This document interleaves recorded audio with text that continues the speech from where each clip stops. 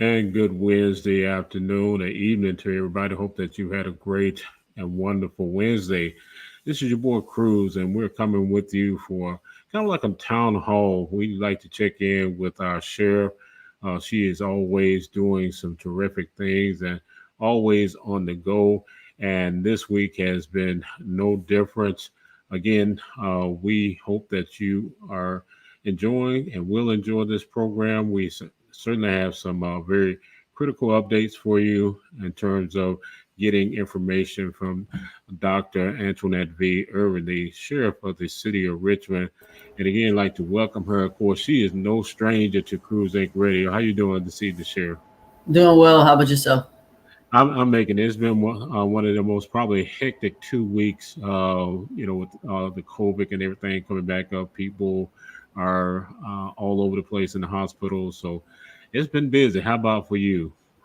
Been very busy trying to make sure that we can keep our pulse on the check for the COVID variant, as well as to ensure that we are in the community, trying to make sure that everyone's well and everyone's safe, and just being a part of what's going on in our city and making sure that our facilities are safe and our citizens are doing well.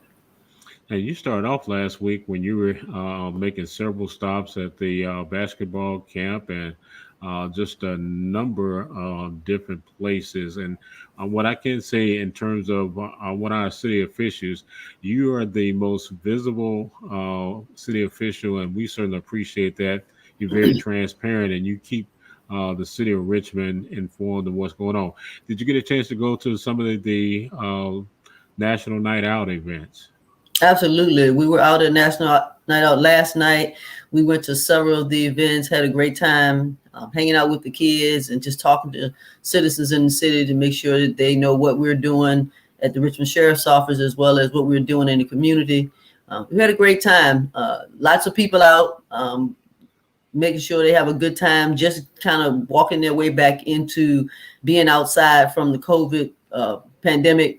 So we just have to make sure that we're careful. We're wearing our mask when we're inside, as well as oftentimes wearing our mask outside when we're in unfamiliar territory. Absolutely, we see a dynamic shift again where people are reconsidering the mask. I know that there was an announcement by our mayor that every city official that's going to have to get the vaccination. Is that something that is already in place at the Justice Center at this time? Well, we had made an announcement last week to our staff that mandatory vaccination for all staff members, contractors, volunteers, and facilitators was coming, and it was going to be mandatory in the near future. Today, we're working on that policy to ensure by Friday we will lay out to our staff exactly how that's going to look. But the goal is to make sure that all our staff members, facilitators, volunteers, and contractors are vaccinated because of the virus growing and the new variant that we have out. We want to make sure that the individuals inside of our facilities are safe, as well as anyone that comes in contact with individuals from any of our facilities. By us mandating this, we're hoping to keep people safe in the courthouses, inside of the jail or the justice center, as well as when we go out and do our process serving. We come in contact with a lot of people, making sure that the individuals that come in contact with us as employees, as well as with the residents, are vaccinated. So we want to make sure that we can do our part in making sure that everyone's safe, making sure that the families are safe and the communities are safe. Basically, because if we as an adult get it and pass it on to a young person that's not able to be vaccinated, we don't want to have that pressure on us. We want to make sure that everyone's vaccinated. Our young people are about to go back to school, and we want to make sure that they're safe, they're well, and be able to enjoy a good school year and be productive while there. Absolutely. I think, Sharon, a lot of times people overlook the fact that think that your work is simply confined to the jails, but as you just indicated, it spans out to the courts, it spans out into the community with the process serving, and sometimes you all involved in. I've noticed that when there's some street operations and construction and things like that, that some of your officers are involved in that as well. Is that correct? That's correct. We've had an opportunity to assist our police officers and police department with different construction and off-duty assignments simply because of the staffing issues that we're all having. So we work together to ensure that we're able to provide a service to make sure that our citizens are safe and that the work that needs to be done in our city is being taken care of. So we're all over the city and we're doing everything. We're not just people that turn keys and make sure that people stay inside of a jail. We're part of this community. We're here to make sure that there's a safety within our community. And we provide for the life, health, and safety of the individuals inside and outside of the facility. So the protocols in terms of the inmates are still in place. There hasn't been no lax in that. Is that correct? The protocols are still in place. Our inmates are taking real pride in making sure that they assist or encourage each other to take the vaccine. Just today, over 60 inmates took the vaccine. On last week, Thursday, I was in the back talking to a lot of the inmates, and there were only 23 inmates that signed up. On Monday, there were 40 that wanted to sign up. And then by today, the day of the actual vaccination, over 60 inmates took the vaccine. So they're encouraging each other and encouraging their family members on the outside to ensure that they take the vaccine. We're still cleaning. We're still wearing masks. Whenever an inmate has to go out to go to court, the inmate wears a mask during transport as well as in the holding cells or in the courtrooms because we don't know exactly what anyone else has and they don't know. And they want to be safe. So they're encouraging each other and they're stressing the point. And they're all for each other being vaccinated as well as our staff members too. So we want to make sure that we do our part. Absolutely. And Sheriff, I'm going to deviate for just a second. I'm going to address this question that came in because this is kind of personal to me. The person want to know, but we know the vaccine doesn't prevent you from getting COVID because people are getting COVID after being fully vaccinated. So why punish city employees for not taking the vaccine? I'm going to kind of deal with this, and if you want to chime in on it, that's fine. We all know, and again, this is where you need to talk to highly trained professionals rather than getting your information off of social media. And I would encourage anybody to do that. But it's been said all along, this would not prevent you from getting COVID, but what it would do would help you with when you do, if in fact get it, you won't be perhaps hospitalized. Or if you have, again, those underlying issues, it is always better to have it than to not have it. I always tell people, it's like if you're a police officer, don't leave home without your vest. Pray you never have to utilize that vest, but it's better to have it than not have it. So I just wanted to say that, Sheriff, because they asked that question, and I don't want them to think that we're going to skirt anybody. So I answer that as Cruise Inc. Media. Yeah, and we're not trying to punish anyone. We're trying to look out for the life, health, and safety of everyone. If there's a medical reason or that your doctor is saying that you cannot take it, then we'll have to make those arrangements for you. You'll have to wear a mask at all times, and you'll have to be COVID tested at least once a week to ensure that you don't get COVID and give it to someone else. The thing that a lot of people don't understand about this new variant is even though I'm vaccinated, I can pass it to someone else, this new variant, and it doesn't impact me, but it will impact someone that's not vaccinated. If they would look at the statistics out in America right now, in the world, the individuals that are not vaccinated are the ones that's in the hospital now, and they're, calling people and saying, I wish I would have taken it. We don't want anybody to do anything that they don't want to do. They have a choice. They don't have to take it. But we also have to make sure that the people within our facilities are safe and that the services that we're providing for the individuals in our city, that we're doing it in a safe manner. And we don't want to be the reason why someone gets it because we didn't take the vaccine.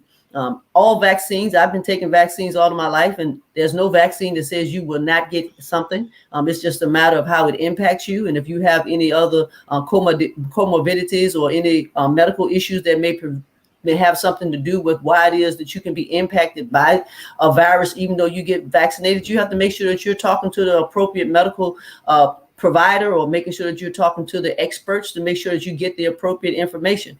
There are a lot of things that we do in life that we don't have information on. So I encourage everyone to do their own research. You can believe what you believe, but we don't want to put anyone in the position that because we have information and we're not providing that information to someone that they don't know, because you don't know what you don't know, but you do know what you do know. And if you have the opportunity to know something and take advantage of it and take care of the situation prior to it happening, that's what it is that you want to do. So we're not trying to punish anyone. We've given everybody months to make a decision on taking the vaccine, and now it's up to them to do what they need to do to provide for themselves health-wise, as well as to provide for their family members outside of that. So we're not trying to punish anyone. We're trying to make sure the citizens that we serve are safe, and the individuals that we provide security for and make sure that we're taking care of their health and welfare, that they're provided for, because we have the answer for everyone in our facility. And we want to make sure that we don't have to make that phone call because of something that happens inside of our facility. So it's unfortunate that whomever that is that asked that question feels that it's a punishment. I'll be more than happy to talk to that individual offline in reference to that and send them to the place where they can get the information that they need, whether it's for one of the employees that work for me or work for someone else, so that they can be educated. Because you don't know what you don't know, but you want to be informed and make the right decision. Absolutely. Sheriff, I certainly appreciate you addressing that. And again, we know that people, this is a very controversial thing right now. It's not just on this show or any other show that subject comes up. There are a number of different people on both sides. So like you, I would tell anybody, consult your physician, consult people that are knowledgeable, and then make your own decision in terms of you and your household and the people around you. But for me and mine, I'm wearing my mask. Absolutely. Yeah. Well, sure. What I want to take is a quick 30-second break so we can pay some bills. And then when we come back, we want to talk about the programs that you have coming up, programs that you currently have right now, and all the other things that are heading up in November, in fact. So we'll be right back. All right. I get my fingers operating. It's been that type of day. Yes, it has. Each case is totally different. I can't give you an exact time frame of how long it will take your case, but I can explain how long it takes based on phases. The first phase is your treatment phase. I don't know how long it takes you to get well, but that's the first phase. The second phase is a phase where we're gathering medical records, medical bills, and everything, and sending it to the insurance company for processing. The third phase deals with negotiations. Sometimes that's short, sometimes that's long. If negotiations break down, we're into the trial process. If you file your case in the General District Court, you'll probably have a hearing in about 4 or 5 months. Those cases cannot get any more than $25,000. If you file your case in Circuit Court, the sky's the limit. You can ask for any amount you want. It will take between 8 to 10 months to get a verdict. Understand that at any point through this process, your case can settle. There's still settlement negotiations going on, even though the court process is working. So if your case settles, the court process is over. The most important part is for the client to treat with his or her doctor and get well. We will take care of everything else.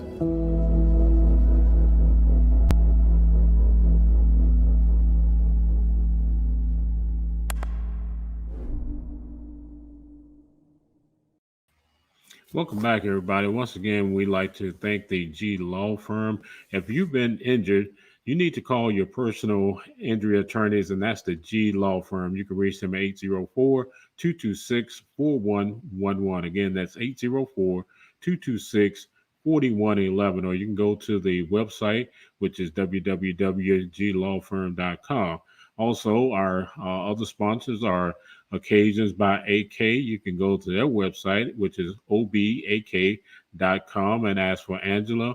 That is the premier venue for all type of parties, receptions, and what have you. I'm gonna stop while I'm here today because my brain is on freeze, and we're gonna go back to our sheriff, Dr. Antionette Irving.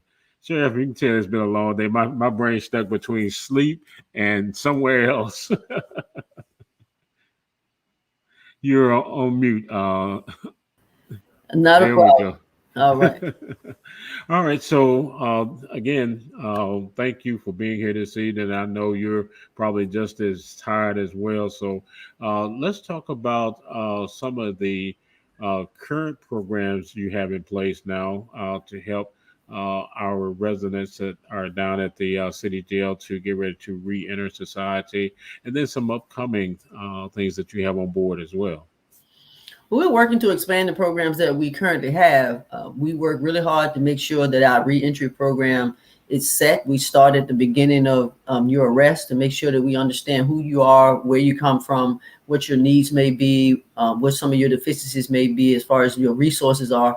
So we make sure that we connect you with the resources that you need. COVID has put us a little bit on a half a pause simply because we can't have individuals inside of our facility, but we've continued with our programming virtually. A lot of our programs have gone virtually as far as our forklifting, carpentry, construction, education programs, cosmetology. Those things have gone virtually. This upcoming, within the next 8 weeks, we're going to have people on site to complete forklift training, as well as our CDL and things of that nature. We're going to make sure that those programs are up and running. We're talking to Airmark now in reference to some culinary things that we want to get done. Richmond Public School for our technical programming. We're working with them to make sure that we have some of those programs in place for HVAC and things of those nature. So we want to make sure that we have those things in place. We're also working with our mental health, with the Richmond Behavioral Health, as well as our programming for OAR. They're helping us with different resources, our programs with behavior and anger management, some of those types of programs to ensure that our individuals are able to be in touch with themselves, MRT to make sure that they can understand why it is that they've done some things, our trauma-informed care. So we're looking at a lot of those things, just expanding those out within the next few months and moving into 2022 with a set plan as to where do we go from here once we're able to open back up. Our goal is to open everything back up October the 1st. We had some other plans previously before the variant showed up. So now we're going to work hard to slow step ourselves into enhancing the programs that we have so we can have more people to participate in, as well as to have more people to complete these programs. We have a new program coming in from the Academy of Hope, which is our HOPE program that teaches individuals as more of who they are, why they are, and some of the things that they're going through. And then with that program, we'll have different speakers and enhancement of exercise programs and some mental sessions for them. Our recovery program is going to expand. We have our GRACE program that talks about recovering inside of the environment that they're already in. But we also have the McShin Foundation, which is coming in to work with us in our recovery program to enhance that even more, because we want to grow in our recovery. And you can't grow in your recovery if you don't understand what it is that you're recovering from and how it is that you need to move into your future. We're looking at that. And we're also looking to expand our actual educational programs as well. Not just saying that we'll help people to leave out with a GED, but we want people to be able to leave out with degrees, diplomas, and certifications. My thing is, we can teach you a lot of different things inside the facility, but if you don't have a degree in something or certification in something, then people aren't really going to hire you, or you're not going to be able to make the type of monies that you need. So we want to put you in a position to be able to be successful. You have to have that opportunity. Every day you wake up, you should wake up with another opportunity to do something different and do something better than it was when you went to sleep that night. So we want to make sure that individuals are ready to do that. We're going to work with Airmark as well to talk about some retail programming to ensure that individuals can learn how to be entrepreneurs. So we're talking to them about how to make that happen and trying to get that put in place. So we're proud of the programs that we're doing, but we know that we have to grow those programs before we can just jump into different things. So we're looking at that. Also in the within the next few months, we're looking at our mental health programming. And, actually having a mental health clinician that's on site that works for us, a social worker that works for us, and a planner, somebody that can actually work on what your plan is when you're getting out. Our reentry people do one thing, but they need to connect you to a planner that can connect you to a resource. So we want to make sure that we can do all those things and give our individuals the tools that they need in order to be able to move forward. We're also looking at additional training for our staff. Making sure that our crisis intervention training is there, that we understand what it is that's needed when we encounter different mental health individuals, and understanding what those crises are and making sure that we're treating people fairly in those situations, and not just judging it as a behavior, but making sure that we judge it for what it is.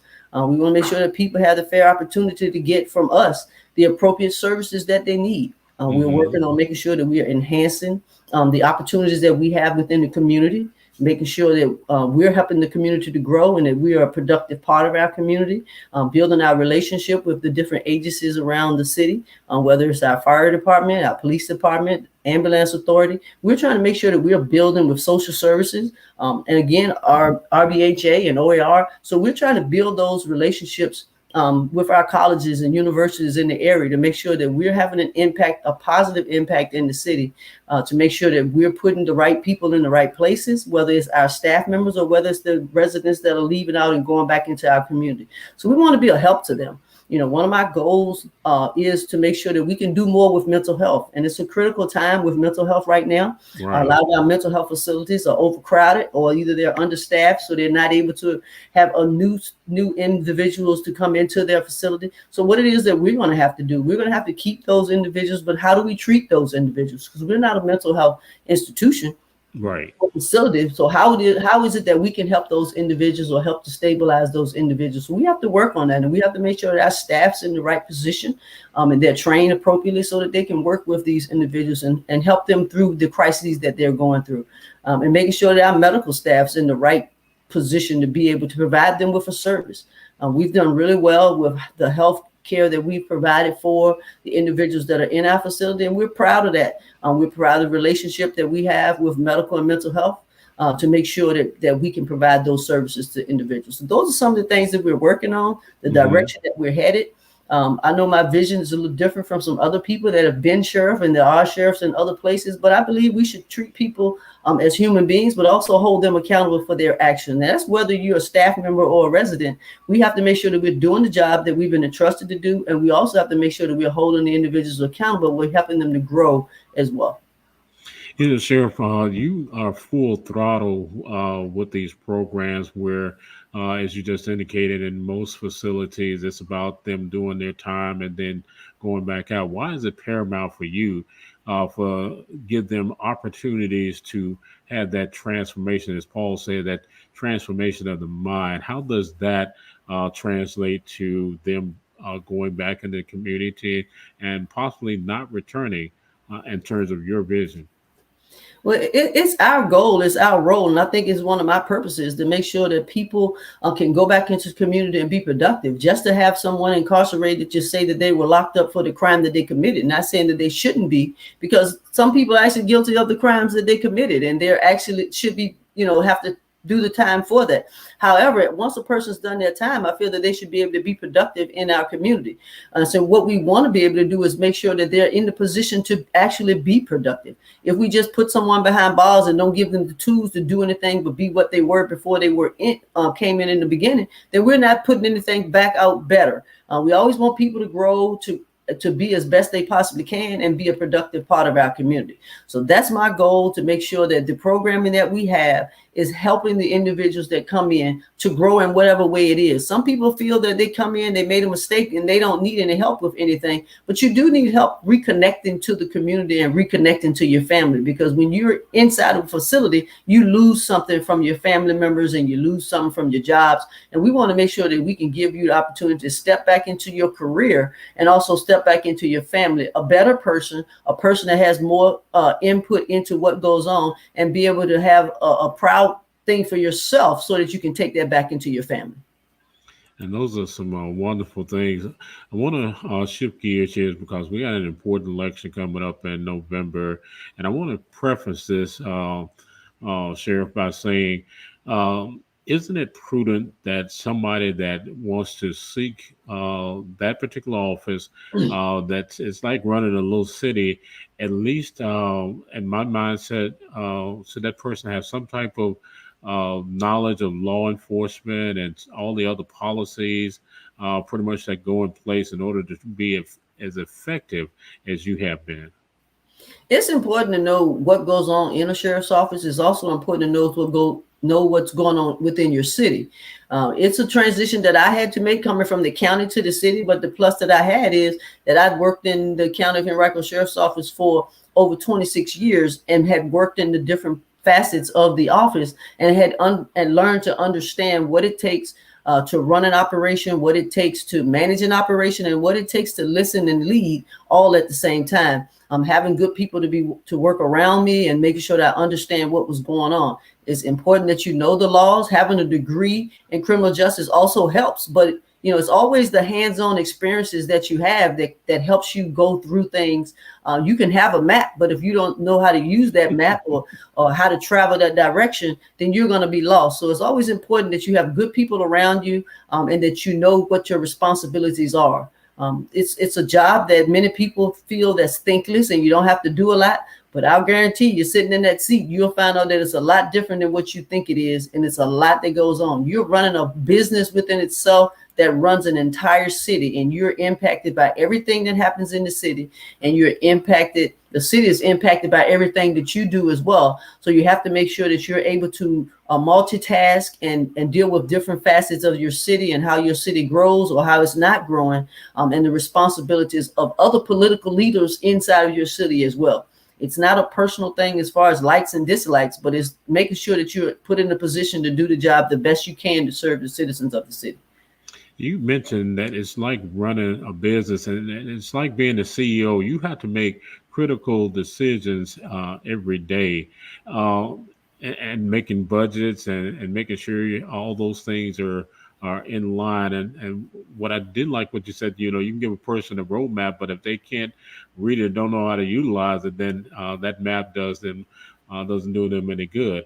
In terms of continuing that upward movement that you have right now, after this upcoming election here. But before we get there, I want to say this: what are some of the things that need to be done in preparation to getting ready for November? What we're doing getting ready for November is to make sure that we're serving our citizens of the city. We'll continue to campaign as far as dealing with the campaign itself, because we do have a general election on November the 2nd. So we want to make sure that we get out and we canvass and we inform the citizens of the city of the truth as to what's going on in our facility and make sure that they know what's going on. But as an agency, what we want to do is continue to grow in the job that we're doing. We want to make sure we're transparent and we're accountable for what we do. We make sure we're accountable for our budget. We're accountable for our staffing, and then we're accountable for the actions of the individuals of our agency, as well as the individuals that are inside of our facilities. So we're working really hard to make sure that we keep everybody informed about what we're doing. We're out in the community. This is a time of joy and happiness when everybody's back out in the community, and we're getting ready for school to start. So we're out impacting the different things that go on in our city. We have to work on building relationships with different people in different communities. So we're doing a lot of those things between now and November, but now in the first of the year, because we want to go into 2022 with a brighter vision and a stronger stance on how it is we feel about what we do at the sheriff's office. And I'm proud of what we're doing. I'm proud of my staff members. They're doing a good job. We're working really hard. We can work harder. And we will work harder because we want to make sure that we're doing the best we can for the citizens of the city. Now, Sheriff, there's always a level of intensity in terms of what you all do, the stress levels. And so how do you kind of help officers to keep that balance in such a difficult job? Because, again, people forget that you all are dealing with citizens that allegedly in some cases have done some horrific things, and just because they're inside doesn't mean that behavior stops automatically. Can you speak to that in terms of again helping our citizens to understand that what you all do is not a walk in the park? Yeah, we're running a little town within itself. We're dealing with a lot of different people, and a lot of different people are dealing with different things. The individuals that are incarcerated are dealing with their own feelings and emotions and the lack of being around their family. So they're dealing with mental health. They're dealing with separations. They're dealing with anger. Dealing with a lot of anxieties. So we have to deal with that every day. We have lives in our hands every day, not just the lives that are inside of our facility that we take care of while we wait for them to either be convicted and then transferred to the Department of Correction or waiting to go to trial, or this is the first time they've ever been incarcerated. So we have to deal with those emotions of an individual as well. And then we have to deal with the emotions of our staff. Our staff work hard. A lot of them work a lot of overtime. I'm trying to make sure that we're able to provide for the inmates inside as well as provide for the citizens on the outside. So we have to make sure that we're doing things for them. We do different things of appreciation for them, as well as we try to be involved in as many community events as we possibly can, especially now, and give them an opportunity to participate in those events so that the citizens of the city can see them in a different light, so that they can enjoy being around individuals that are not incarcerated. But we also put them in a position to be around the people that are inside, to be able to be a part of their lives and have an impact, a positive impact on them. Because every day we can touch the life of someone that have made a mistake. Maybe they will go home or maybe they won't, but it is how we impact them by treating them like human beings. But we also want to hold them accountable. We want to make sure that if our staff needs assistance, that they're able to get that assistance, whether it's financial assistance, emotional assistance, whether it's just assistance with small problems or big problems. We want to make sure we can give them that. We have an employee assistance program that they can use, and as well as we have staff members that they've mentored by that can communicate with them or talk with them. My door is always open to my staff. They can come in and talk with me. My door is open to inmates. Inmates can write to me and talk to me. I'm in the halls a lot so that they can stop and touch me and talk to me about different things that they have going on. So we have those conversations about how they can get better and how we can be better as a staff to them. But we want to make sure that our staff members know that we appreciate them. They may not think so because they work so hard and they don't get to see us every day. But as one of them told me, every 2 weeks, I love you because I get paid, and we've been making sure, and I've been making sure that we're doing everything possible to make sure that their salaries are more competitive with the jurisdictions around us, even though some people think it's not about the money, but it's always about money because money makes the world go around.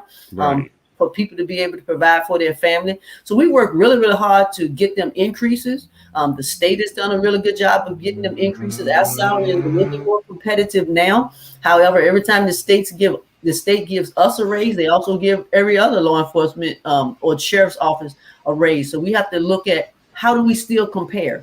We're doing better than what we were doing. However, we can continue to do better.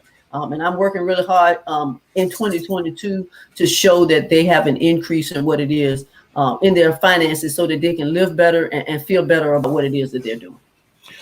Sheriff, if some of the citizens, or some of our young men and women, or those that qualify, how will they go about becoming a part of that great department that you have? And then is there any ongoing recruitment at this time? We're always recruiting. We recruit at every event that's out in the city. You can always see us on Facebook or go to our website or go to rvasheriff.com and you can apply. You can apply right online. We try to have it where you can apply right at different community events that we have. You can call us. It's 646-0911. You can always give us a call, but the best thing to do is to go online, because if you go online, you can start the application process and someone will give you a call within 48 hours to talk about your application and let you know what your next steps are. We're trying to hire people as quickly as we can. What we do is a mini academy, and then we do our full academy to make sure that people are doing the job that they want to do, and it's the type of situation that they want to be in or not. Before we send you to a full-fledged academy. So we give you an opportunity to work in the job as well to see if it's what you want to do. But if you want to just go to rvasheriff.com, you can learn about what it is that we're doing, and you can also apply online. But check us out on Facebook, Instagram. We're out there. We're on Twitter. We're on all the different social medias.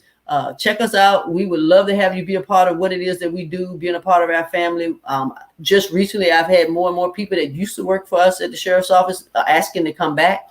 to the sheriff's office for whatever reason, we'll be more than happy to entertain a conversation with anybody that used to work with us or work there prior to me being there. We'll be more than happy to have that conversation with you. But, give us an opportunity to give us a try.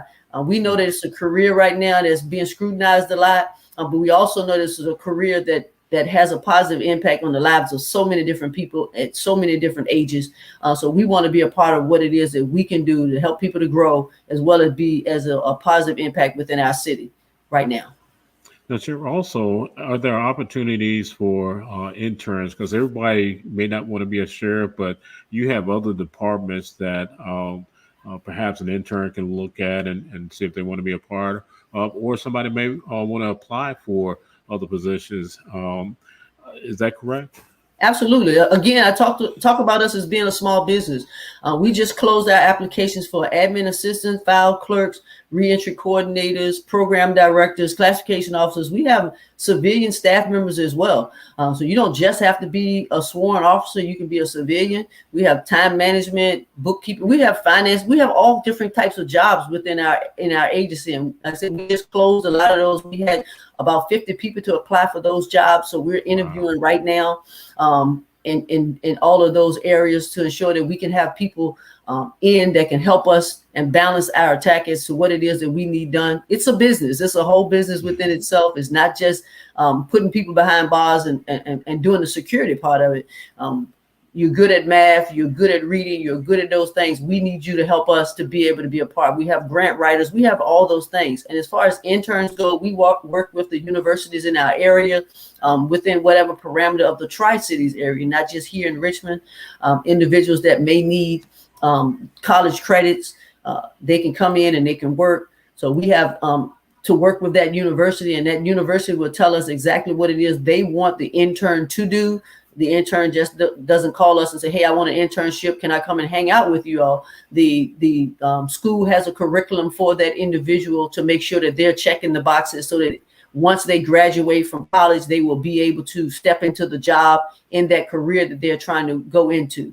We have other criminal justice internships as well that may not be a security internship, but it's an internship to make sure that individuals are learning about the different facets of criminal justice. Got a question coming in from Becky Gaston. She wants to know, are these remote positions? All of our positions are on site. We have to have our individuals within our facilities in order to be able to perform the jobs that we need done. Even in our courthouses, where we have people that work in our jury rooms or in our civil process section, to make sure that our paperwork's getting where it needs to be after our process service has served those papers. Hopefully, I'm answering the question that she is asking. But we don't have jobs that are mainly outside. We have jobs that are inside of our facility. Great. She said, yeah, you hit that one on the head. Well, Sheriff, always, again, I want to say thank you for taking time out of your busy schedule and always being accessible and transparent, no matter where you are. And again, I've followed your career since you entered for the sheriff, and it's been the same each and every time in terms of your transparency and, again, accessibility. So I want to give you, again, any closing comments. I know, again, talk about the election, let everybody know about that on November the 7th. Is that correct? November the 2nd, Tuesday, November the 2nd is the general election. I'd love to have your support to ensure that we can continue to do the good works that we're doing inside of our facility as well as outside in our community. Please consider me to continue to be your sheriff. I'll do a great job for you along with your support. Anytime you guys want to give me a call, just give me a call. My number is 646-6229. Any questions that you have, I'll be more than happy to answer them or get someone to call you back and talk with you. Anytime you feel that you want to come down, take a tour, once we open back up after we get through this COVID, we'll be more than happy for you all to come down and have a tour just to see what it is that we do. It seems like it's a job that doesn't take a lot of time. It doesn't take a lot of energy. It doesn't take a lot of anything as people think it is, but it's a job that you really have to be focused on. There's a lot going on. We have people that is always up to something. It's a lot of mischievous things that are going on. We want to make sure that people are better in their lives, and we want to make sure that we can make people better in their life. There's a lot going on. Again, support me on November the 2nd to continue the things that we're doing. A couple of great things that we're doing. Mark this date down. On August the 28th is our next food drive. And at our food drive, you'll actually be able to get food for yourself, your family, your friends, your neighbors, people that can't or don't have an opportunity to come down to the Justice Center to get food. We'll have food at that event. You can also get vaccinated. Hopefully we'll have school supplies. We'll have different job opportunities out there as well. So come on through, drive up. Let's help us to be able to help you to get in a position to be successful and to provide for your family. Every fourth Saturday, we do our food distribution of free food for you and anyone, no IDs attached. However, if you're going to take a vaccine, you do need your ID. This is a real event. It's an event to help you, and that's every fourth Saturday. And also, we're going to have a big event on October the 16th. Mark that day down, October the 16th. We'll provide more information for you in the near future, wanting to make sure that you're there. So mark your calendar for that event. It's a great community event. We'll have many community leaders. We'll have a lot of people from a lot of different places. But mark that date down, but also mark down over in a second, make sure that you vote. And if you're not registered to vote, get out and vote now. Get out and register to vote right now so that you can vote, not just for me, but for the leadership here in the city, as well as in the state of Virginia. We have a governor's election, which is very, very important. And also, if you're 18 on or before November the 2nd, you are able to vote in this election. So make sure that you get out and register now so that you can vote. And one last thing, Sheriff, before we go, if somebody wanted to contribute to your campaign, how would they? What are some of the avenues that they would take if they want to make a contribution? If you want to contribute to the campaign, you can just go to my website, irvingforsheriff.com, or you can go to the Cash App, $Irving for Sheriff. You can give us a call. We take all contributions. We need people to get out, walk, knock doors, provide information, people that have fundraisers. So if you want to be a part of our committee, go to our Facebook page, go to our website, Irving for Sheriff, or go to Act Blue, all of those types of places. You can be a part of our successful campaign on November 2nd. Join us, help us be successful, and we really will appreciate what you do for us because you've supported us in the past. We thank you for your time. Thank you for having us on your site, but thank you for supporting the Richmond City Sheriff's Office. Absolutely. And Sheriff, would you all take a wheelbarrow of pennies? A wheelbarrow of pennies. I'll take it all. You know where I'm from. Everything spins. We're going to make it spin. We're going to make it work. They say you can't win campaigns without money. We've done it with a little bit of money. So I'll stretch it as far as I need to stretch it to make sure we can get into the office that we need to be in for the right reasons to do the right thing, because it's simply the right thing to do, to make sure that we can help the individuals that are part of our city to become better, to do the things that they want to do, to make sure that we give them the opportunity to fulfill their purpose in life. Absolutely. And again, thank you so much for being here tonight. We look forward to you coming back and always seeing you out in the community, Sheriff. Thank you so much.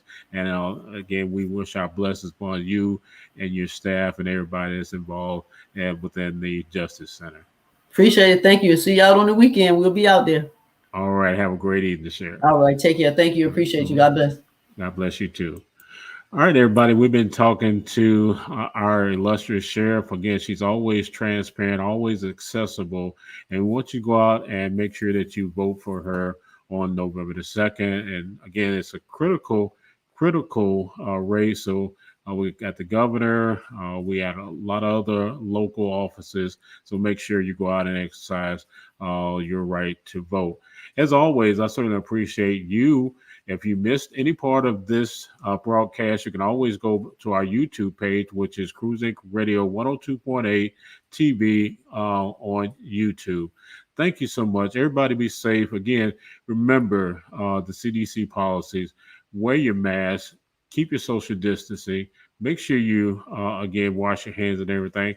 And if you're considering to be vaccinated, then by all means, please, that's your personal choice. But be safe regardless of what you do. Thank you, everybody. Have a great evening.